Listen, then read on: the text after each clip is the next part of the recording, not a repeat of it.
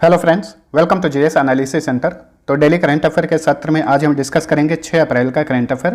Current affair के साथ साथ जितने भी इंपॉर्टेंट एक्स्ट्रा फैक्ट होंगे सारे को डिस्कस करेंगे। साथ ही इसका पीडीएफ इस वीडियो के डिस्क्रिप्शन से आप डाउनलोड कर सकते हैं।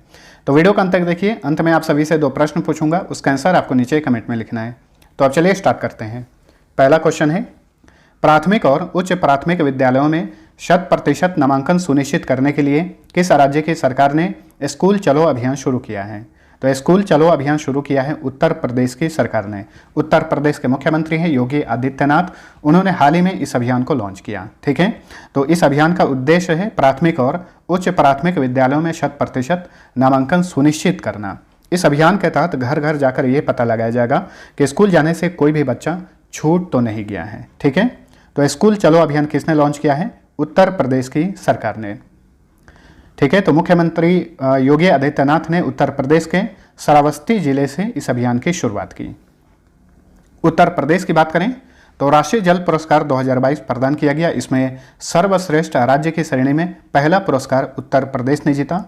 11वीं जूनियर राष्ट्रीय पुरुष हॉकी चैंपियनशिप 2021 का खिताब उत्तर प्रदेश ने जीता।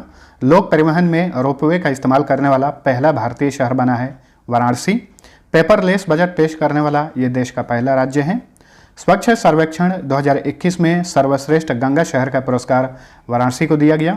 उत्तर प्रदेश द्वारा 2032 तक के लिए भारतीय कुश्ती को गोद लिया गया है। भारत का पहला ग्रीन हाइड्रोजन संयंत्र मथुरा में स्थापित किया जा रहा है। उत्तर प्रदेश के एक जिला एक उत्पाद की ब्रांड एम्बेसडर बनी है अभिनेत्री कंगना रनौत। माई गोव मेरी सरकार पोर्टल लॉन्च किया गया है। Affordable rental housing and complex योजना शुरू की गई है।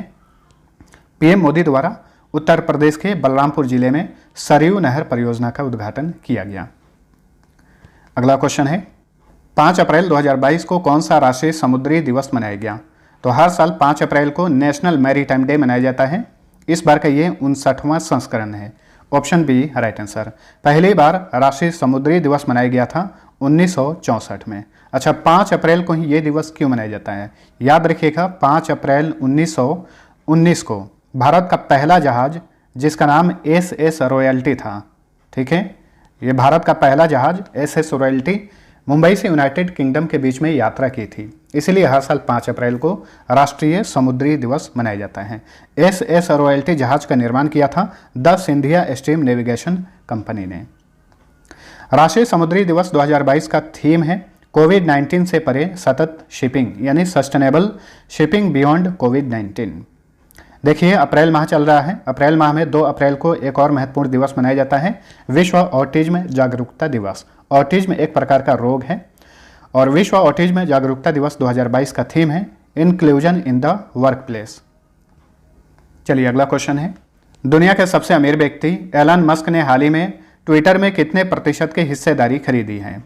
इन्होंने 9.2% की हिस्सेदारी खरीदी है। एलन मस्क अमेरिकी इलेक्ट्रिक कार निर्माता कंपनी टेस्ला और अमेरिका की प्राइवेट अंतरिक्ष एजेंसी स्पेसएक्स के CEO हैं और ये दुनिया के सबसे अमीर व्यक्ति हैं वर्तमान में। इन्होंने ट्विटर में 9.2% की हिस्सेदारी खरीदी है, लगभग $2.89 करोड़ में, और इस तरह से ये ट्विटर के सबसे बड़े शेयर धारक बन गए हैं। तो एलन मस्क ने लगभग $2.89 करोड़ में ट्विटर के 7.35 करोड़ शेयर खरीदे हैं और इस तरह से मस्क जो हैं ट्विटर के सबसे बड़े शेयर धारक बन गए हैं। अच्छा, ट्विटर के वर्तमान में CEO कौन है? पराग अग्रवाल हैं। पराग अग्रवाल जो कि भारतवंशी हैं, वर्तमान में ट्विटर के CEO हैं। आपात स्थिति में पुलिस द्वारा लोगों की मदद के लिए किस राज्य के मुख्यमंत्री ने कावल उथवी ऐप लॉन्च किया है? तो हाल ही में तमिलनाडु के मुख्यमंत्री MK स्टालिन ने कावल उथवी ऐप लॉन्च किया। इसी ऐप के माध्यम से राज्य के पुलिस द्वारा आपात स्थिति में लोगों की मदद की जाएगी। तो option D right answer. Tamil Nadu की बात करें तो हाल ही में नरसिंहपेट्टई नागस्वरम वाद्य यंत्र को GI टैग दिया गया। सैयद मुश्ताक अली ट्रॉफी 2021-22 का खिताब तमिलनाडु ने जीता। तमिलनाडु के तंजावुर में भारत का पहला खाद्य सुरक्षा संग्रहालय स्थापित किया गया है। थूथुकुडी में भारत के सबसे बड़े तैरते सौर ऊर्जा संयंत्र का उद्घाटन किया गया है। मिंदम मजम्पाई योजना शुरू की गई है। तमिल थाई वजथू ये तमिलनाडु का राजकीय गीत घोषित किया गया है। ठीक है, ऐप्स और पोर्टल की बात करें तो देखिए हाल ही में कर्नाटक ने दिशांक ऐप को लॉन्च किया। माई गोव मेरी सरकार पोर्टल उत्तर प्रदेश की सरकार ने लॉन्च किया है। दिल्ली में ई चिट्ठा और माई ईवी पोर्टल लॉन्च किया गया है। अपना कंगड़ा ऐप लॉन्च किया है हिमाचल प्रदेश की सरकार ने। परख पोर्टल लॉन्च किया है अखिल भारतीय तकनीकी शिक्षा परिषद ने। स्वराजबिलिटी पोर्टल लॉन्च किया है IIT हैदराबाद ने। और विश्व स्वास्थ्य संगठन ने टोबैको के क्या नुकसान है उसके प्रति जागरूकता फैलाने के लिए क्विट टोबैको ऐप लॉन्च किया है। IIT रुड़की ने किसानों के लिए किसान ऐप लॉन्च किया है। जन भागीदारी अधिकारिता पोर्टल जम्मू कश्मीर में लॉन्च किया गया है। महात्मा गांधी नरेगा के लिए लोकपाल ऐप किसने लॉन्च किया है? केंद्रीय ग्रामीण विकास मंत्रालय ने। चलिए अगला क्वेश्चन है, हर्षवर्धन श्रृंगला के स्थान पर भारत के नए विदेश सचिव यानी फॉरेन सेक्रेटरी कौन नियुक्त हुए हैं? तो भारत के नए विदेश सचिव बने हैं विनय मोहन क्वात्रा। ऑप्शन ए सही उत्तर है। हर्षवर्धन श्रृंगला इसी महीने 30 अप्रैल को रिटायर हो जाएंगे। उन्हीं के स्थान पर विनय मोहन क्वात्रा को भारत का नया विदेश सचिव नियुक्त किया गया है। इससे पहले विनय मोहन क्वात्रा नेपाल में भारत के राजदूत थे। जो ऑप्शन बी नंबर पे हैं राजीव गौबा, ये वर्तमान में कैबिनेट सचिव हैं। अजय कुमार ये रक्षा सचिव हैं। अजय कुमार भल्ला ये गृह सचिव हैं। चलिए अगला क्वेश्चन है, अमेरिका के किस प्रसिद्ध कवि और पुलिजर पुरस्कार विजेता का हाल ही में 92 साल की उम्र में निधन हो गया? तो ये हैं रिचर्ड हावर्ड, जो कि अमेरिका के प्रसिद्ध कवि और पुलिजर पुरस्कार के विजेता थे। हाल ही में इनका 92 साल की उम्र में निधन हो गया है। ठीक है, रिचर्ड हावर्ड ने 1970 में अनटाइटल्ड सब्जेक्ट्स के लिए पुलिजर पुरस्कार और 1983 में लेस फ्लेयर्स डूमल के लिए अनुवाद के लिए नेशनल बुक प्राइज जीता था। नेशनल बुक प्राइज अमेरिका में साहित्य के क्षेत्र में दिया जाने वाला एक प्रतिष्ठित पुरस्कार है। नेक्स्ट, संयुक्त राष्ट्र मानवाधिकार परिषद यानी UNHRC ने किसे मानव अधिकारों और जलवायु परिवर्तन के लिए दुनिया का पहला स्वतंत्र विशेषज्ञ नियुक्त किया है? वेरी इंपॉर्टेंट क्वेश्चन बनेगा, इसे याद रखिएगा। तो हाल ही में UNHRC ने मानव अधिकारों और जलवायु परिवर्तन के लिए दुनिया का पहला स्वतंत्र विशेषज्ञ नियुक्त किया है। इनका नाम है doctor Ian Fry. Option C right answer. Doctor Ian Fry के पास तुवालू और ऑस्ट्रेलिया की दोहरी नागरिकता है। संयुक्त राष्ट्र मानवाधिकार परिषद की बात करें तो इसे इंग्लिश में कहा जाता है United Nations human rights council. देखिए, एक होता है UNHCR। UNHCR का फुल फॉर्म होता है United nation high commissioner for refugees, और ये है UNHRC। UNHRC की स्थापना 15 मार्च 2006 में की गई थी। वहीं UNHCR की स्थापना 1950 में की गई थी और दोनों का मुख्यालय जिनेवा में है, याद रखिए। UNHRC के अध्यक्ष हैं फेडरिको विलेजास। अब देखिए, जिनेवा में और भी संगठन हैं, अंतर्राष्ट्रीय विधि आयोग, international labour organisation, world health organisation, world intellectual property organisation, world meteorological organisation, united nation conference on trade and development, UNHCR यानी united nation high commissioner for refugees, UNHRC united nation human rights council, office of the united nations high commissioner for human rights, international committee of the red cross और international organisation for standardisation. इन सभी का मुख्यालय Geneva में है और अक्सर बार बार यहीं से क्वेश्चन पूछा जाता है, याद रखिएगा। चलिए अगला क्वेश्चन है, नवीनतम उपन्यास क्वीन ऑफ फायर के लेखक कौन हैं? इस उपन्यास के लेखक हैं देविका रंगाचारी, जो कि भारत की मशहूर इतिहासकार हैं। Option D right answer. Queen of fire जो उपन्यास है, ये उपन्यास रानी लक्ष्मीबाई की रानी, सैनिक और राजनेता के रूप में यात्रा पर केंद्रित है। तो किसके ऊपर आधारित ये पुस्तक है? रानी लक्ष्मीबाई के ऊपर आधारित ये पुस्तक है क्वीन ऑफ फायर। इसकी लेखिका हैं देविका रंगाचारी। देखिए, कुछ इंपॉर्टेंट पुस्तक और लेखक हैं, इनके बारे में बार बार एग्जाम्स में पूछा जाता है, इन्हें याद रखिएगा। ए सूटेबल बॉय, इसके लेखक हैं विक्रम सेठ। इग्नाइटेड माइंड्स के लेखक हैं APJ Abdul Kalam. The rediscovery of India के लेखक हैं मेघनाथ देसाई। वैसे डिस्कवरी ऑफ इंडिया एक पुस्तक है, उसके लेखक हैं Jawaharlal Nehru. The generation of India के लेखक हैं TN Seshan. To a hunger free world के लेखक डॉक्टर MS स्वामीनाथन हैं। इन्हें भारत में हरित क्रांति का जनक कहा जाता है, डॉक्टर MS स्वामीनाथन को। 10 द्वार से सोपान तक के लेखक हैं हरिवंश राय बच्चन। संसद के 3 दशक के लेखक अटल बिहारी वाजपेयी थे। The God of A small thing, कई बार रिपीट हुआ है एग्जाम्स में, याद रखिएगा। अरुंधति रॉय इसकी लेखिका हैं।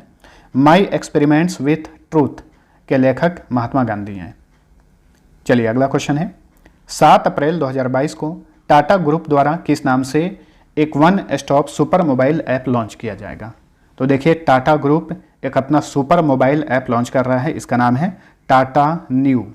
ऑप्शन ए सही उत्तर है। ठीक है, टाटा न्यू जो है ये अमेजन, फ्लिपकार्ट और जियो मार्ट जैसी कंपनियों से प्रतिस्पर्धा करेगा। यहाँ से शॉपिंग की जा सकती है। इसके अलावा एयर और रेलवे टिकट भी बुक किए जा सकते हैं। बहुत तरह की सुविधा मौजूद होगी टाटा न्यू पर।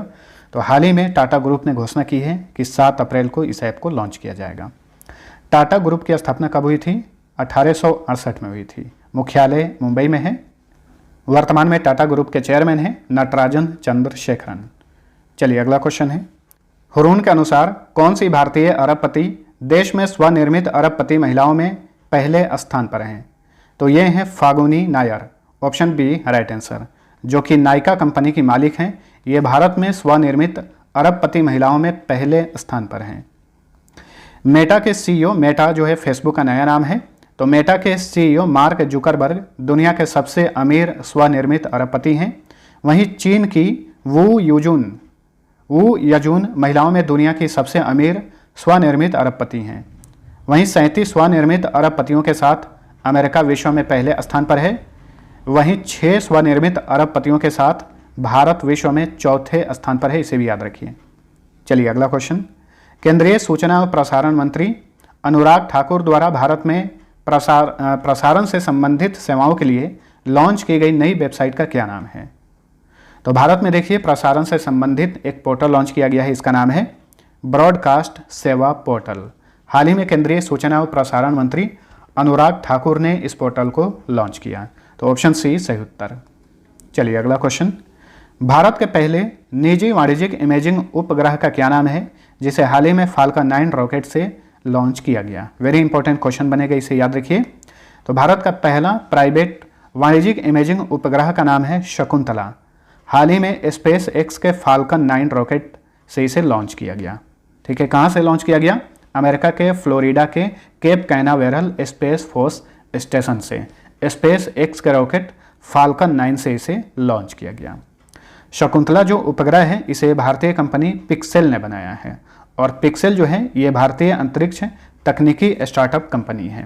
पिक्सेल की स्थापना फरवरी 2019 में ही की गई थी।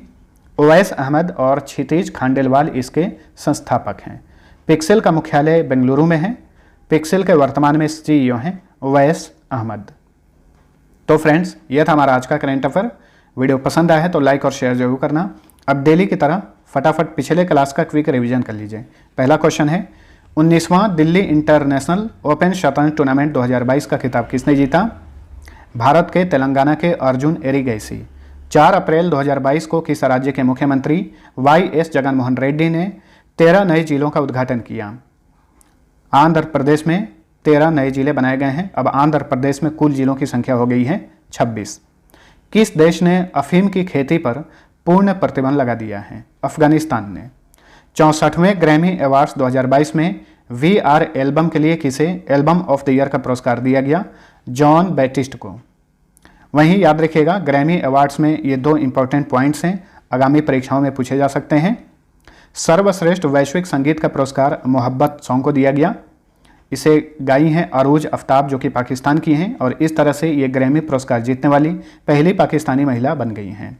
और भारतीय अमेरिकी गायिका हैं फागुनी शाह। इन्होंने ए कलरफुल वर्ल्ड के लिए बेस्ट चिल्ड्रंस म्यूजिक एल्बम जीता ग्रैमी अवार्ड्स 2022 में। ऑस्ट्रेलिया ने किस देश को हराकर ICC महिला विश्व कप 2022 का खिताब जीत लिया है? इंग्लैंड को हराकर। हाल ही में भारत और किस देश के बीच एक आर्थिक सहयोग और व्यापार समझौते पर हस्ताक्षर किए गए? भारत ऑस्ट्रेलिया के बीच में। किस देश में आर्थिक संकट के बीच कैबिनेट के सभी 26 मंत्रियों ने सामूहिक रूप से इस्तीफा दे दिया है? तो श्रीलंका के कैबिनेट मिनिस्टर्स ने इस्तीफा दे दिया है। संयुक्त राष्ट्र महासचिव एंटोनियो गुटेरेस ने किस भारतीय को शुद्ध शून्य उत्सर्जन प्रतिबद्धताओं पर एक उच्च स्तरीय विशेषज्ञ समूह में नियुक्त किया है? तो ये है अरुणाभा घोष। महिलाओं को सुरक्षित परिवहन प्रदान करने के लिए किस राज्य की पुलिस ने शी ऑटो स्टैंड स्थापित किए हैं? आंध्र प्रदेश पुलिस ने। भारत की एकमात्र और सबसे प्रभावशाली नाव समुद्री उद्योग प्रदर्शनी India boat and marine show 2022 कहां पर आयोजित किया गया? केरल के कोच्चि में। मियामी ओपन 2022 के पुरुष सिंगल्स का खिताब जीतने वाले सबसे युवा टेनिस खिलाड़ी कौन बने हैं? तो ये हैं कार्लोस अल्कराज, जो कि स्पेन के हैं। वहीं मियामी ओपन 2022 में महिला एकल वर्ग का खिताब जीती हैं ईगा स्वेतेक, जो कि पोलैंड की हैं। भारतीय वाणिज्यिक एवं उद्योग महासंघ यानी फिक्की ने वित्त वर्ष 2022-23 में भारत की जीडीपी ग्रोथ रेट कितना रहने का अनुमान लगाया है? 7.4%। 83वीं राष्ट्रीय टेबल टेनिस चैंपियनशिप 2022 की मेजबानी किस राज्य को सौंपी गई है? मेघालय को। किस भारतीय को अंतर्राष्ट्रीय दूरसंचार संघ के प्रशासन और प्रबंधन पर परिषद की अस्थायी समिति का उपाध्यक्ष नियुक्त किया गया है? अपराजिता शर्मा को। विक्टर ओरबान किस देश के नए प्रधानमंत्री चुने गए हैं? तो ये हंगरी के लगातार चौथी बार प्रधानमंत्री बने हैं विक्टर ओरबान। अब लास्ट क्विज का आंसर जानिए। राष्ट्रमंडल खेलों की शुरुआत किस वर्ष हुई थी? इसका सही उत्तर था ऑप्शन ए 1930 में। दूसरा क्वेश्चन था गोल्फ गेंद का भार कितना होता है? इसका सही उत्तर था ऑप्शन डी 1.5 औंस गोल्फ गेंद का भार होता है। अब चलिए आज का पहला क्वेश्चन है, इंदिरा गांधी परमाणु अनुसंधान केंद्र की स्थापना कब की गई थी? दूसरा क्वेश्चन है प्रधानमंत्री रोजगार योजना किस 5 वर्षीय योजना में शुरू की गई थी? दोनों क्वेश्चन का आंसर नीचे कमेंट करके बताइए। मिलते हैं अगले वीडियो में, तब तक के लिए टेक केयर।